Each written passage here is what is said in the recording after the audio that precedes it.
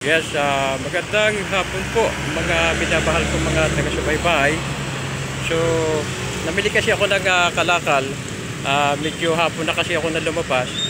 Kaya eto, ang nabili kong kalakal, mga ano ito, mga PVC ito na kulay orange. So, yung ibang mga PVC, katulad ng mga itim na PVC, hindi naman nabibili pala yon. So, ito lang ang nabibili, kulay orange. Ano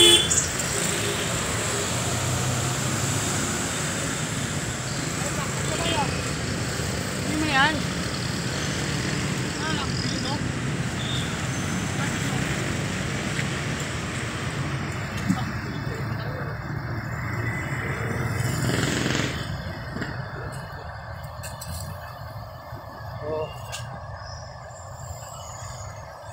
So mahaba kasi itong mahaba kasi yung mga PVC na nabili ko, medyo mahaba yung kulay orange. Ito yung ginagamit sa mga naging instalasyon ng mga kuryente sa bahay. Ito yung mga tubo na kulay orange. So ang mga second hand mga tinapon na nga ito eh. So bininta naman ito sa akin. Mura lang naman din ang bili ko. So mahaba, ayan medyo mahaba. At lampasan dun sa kariton. Yun ang kariton ko. So sobrang haba, kaya ingat din ako sa kalsada. Baka ako masagi ng sasakyan.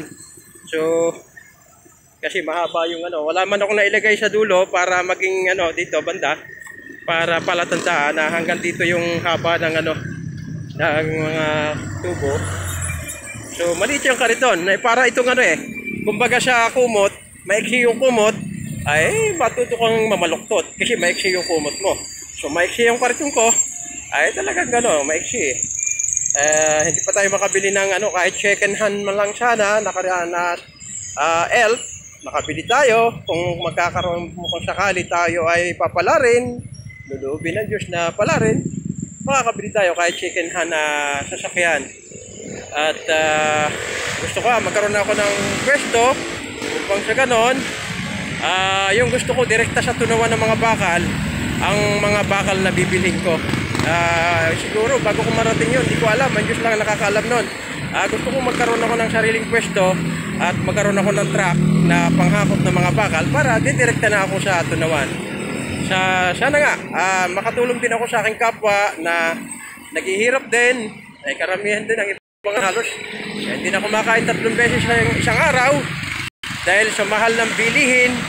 Marami pa rin katulad ko, dito na lang ako ang hanap buhay ko dito lang, hindi naman malaki ang kinikita rito, tama lang na makaraos sa pang-araw-araw na pamumuhay.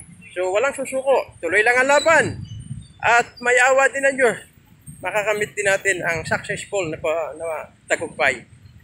Tiwala lang sa Diyos tayo. So mabuhay mga minamahal kong mga taga-subaybay. Please like and share po.